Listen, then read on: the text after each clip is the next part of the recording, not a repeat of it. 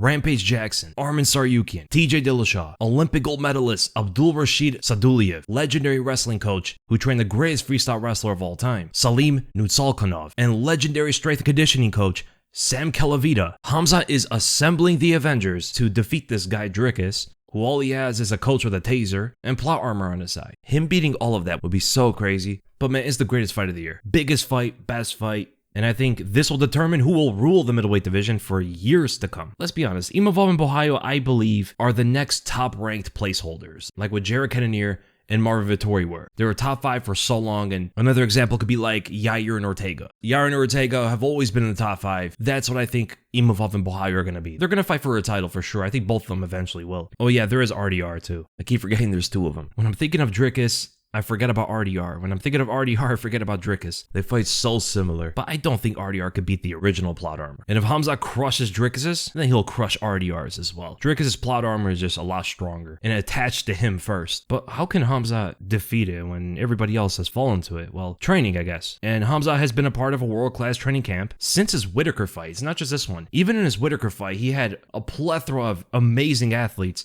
from wrestling to MMA, just trying to create this unstoppable monster, and is just continuing a new and improved training program from working on his fighting skills to his conditioning. So Khamzat's new strength and conditioning coach is Sam Kelavita, who famously trained TJ Dillashaw for his rematch against Cody Garbrandt and onward. Although his training seemingly had secondary benefits to TJ's EPO. But his addition to Khamzat's camp should help, right? Sam Kell is a great coach, and his training sessions do look intense, and other fighters have spoken about the improvements of training with him. Like Armin, who has been a part of Khamzat's camp for a minute, said this about the preparation and how it's different than before. So he says that Khamzat needs controlling during training camp due to previous health issues. Right, that stemmed from COVID, and then he just had a lot of other respiratory issues. But also does seem to stem from his overtraining, which is something they've talked about before the Whitaker training camp. So this is what Armin says, quote, "He doesn't reach his peak because he likes to train a lot. He needs to be stopped during training camp. Khamzat needs a man beside him who controls him 24/7 and stops him so he doesn't get overtrained." So Khamzat like sneaks in workouts like a fat guy sneaks in snacks during his diet. You gotta keep your eyes on Khamzat because he might be hitting the bench press for the 10th time today. Brother, I gotta hit one more set, brother.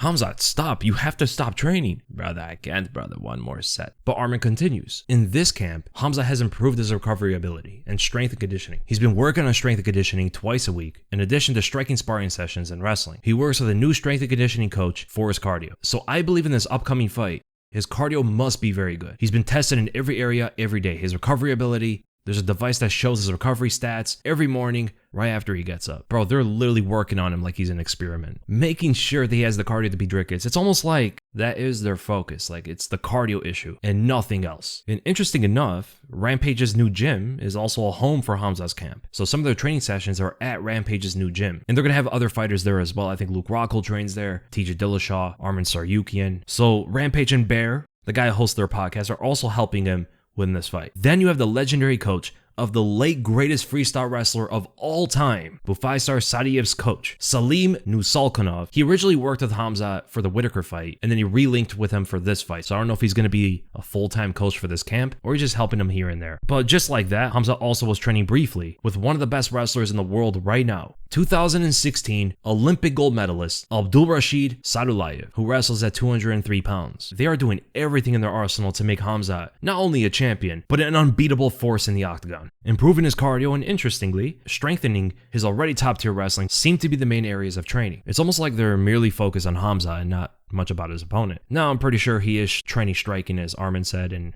he is game planning for Dricus' style specifically, but the focus seems to be more on Khamzat's strengths and weaknesses rather than his opponent's strengths and weaknesses. As if his cardio deficiency would be the only thing that could cause a loss in this fight and not Dricus' skills. I mean, when you have such a dominant fighting style and it succeeds against everybody you fight, right? That first round is just a tsunami for his opponents to get through. If he could just extend that past the first round into the second, third, fourth, fifth, that might be the mindset as to how to get Khamzat to the top. Honestly, if it's possible, right, if Sam Kelavita is the guy that brings Khamzat to that next level, he could be unstoppable. The mentality is somewhat more focused on Khamzat than it is on Dricus, right? But then again, how does one even train for that crazy style? Might as well just focus on yourself when you train for Dricus. And that's exactly what he wants you to do. And we'll see if this Avengers level team is enough to thwart the Toon Force of Dricus, who gets most training from being tased if he makes mistakes, and I'm not even joking. Bro's coach literally tases him on his mistakes. And by the way he fights, he must get tased by his coach so much that nothing else phases him. There's no way he fights like that and doesn't get tased on like a 5-minute basis. Bro's brain got shocked so much that now punches don't even affect him. Lungs got shocked so much that it's like conducting on electricity now. He just has endless cardio. Now, Dricus' camp has also gave their opinion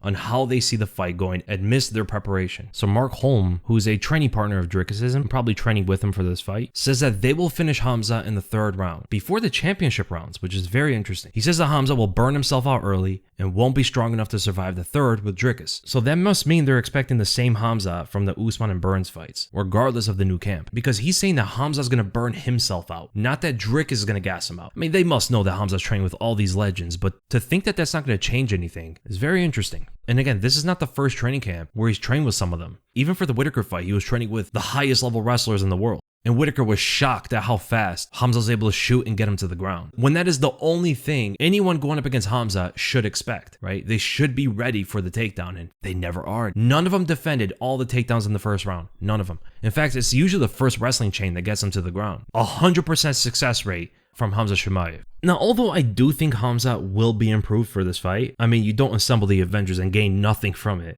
But Dricus' camp has always been very intelligent in their preparation. They understand how to beat their opponents, even with an unconventional fighter like Dricus executing their game plan. Like examples, the southpaw jab against Whitaker was perfect, which was pulled from Whitaker's fight with Cannonier. The Adesanya fight had a lot of good tactics, but specifically utilizing left roundhouse kicks to stifle the kicker was genius. He was beating Adesanya in moments at his own game. Adesanya is a fantastic kicker. I think he's much better of a kicker than he is a puncher. And Dricus used his kicks even better than Adesanya did for that fight. Then the best adjustment from Dricus was clearly the performance difference from the first Strickland fight to the second. First fight was close, second fight was mostly dominant. So even though Khamzat has to be better going into this, I don't doubt the abilities and intellect of Dricus' camp. And we can't forget plot armor. Like in the middle of the fight, somehow the clock gets rewinded, Khamzat's just questioning himself why the round's not ending. Or a banana peel spawns every time Khamzat shoots a takedown. No, but it does seem more likely of a Khamzat win when you think about the style collision, and then the training camp, and then the likelihood that Khamzat's cardio will be improved to a varying degree. He might be unstoppable with 5-round cardio, or the way he fights will never allow him to fight a strong 5 rounds, or Dricus truly is one of the all-time greats. I think if he beats Khamzat, he could surpass Adesanya in terms of greatness. Beating Brunson, Whitaker, Adesanya, Strickland twice, and then Khamzat, that is the greatest win streak in middleweight history, by far. I mean, he already sort of has it.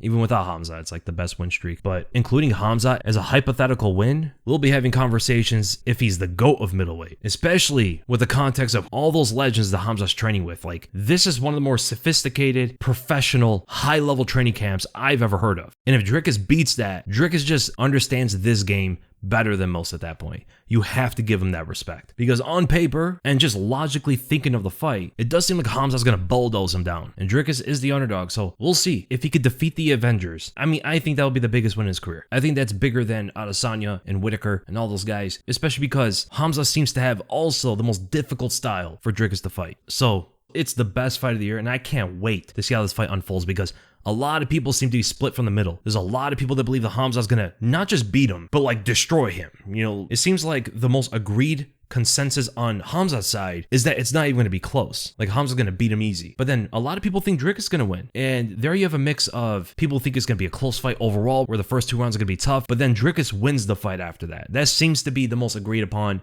narrative on Dricus' side. But we'll see, man.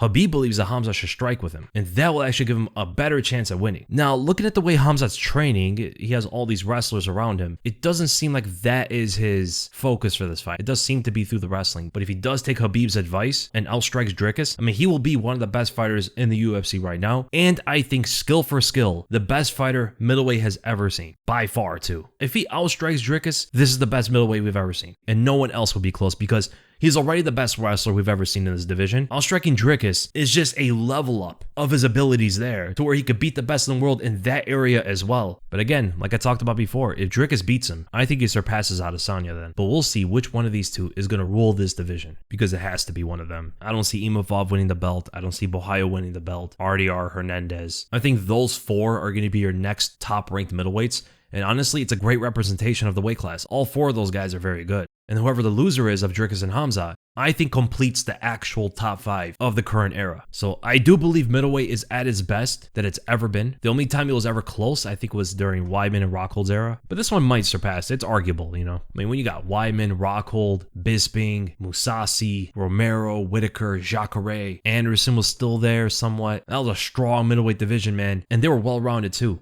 The fighters are well-rounded now. They're highly skilled. And I think it's just a stronger top 5 overall with the fighters we have now. But we'll see. So it's going to be a great fight. And I'll see you guys in the next video.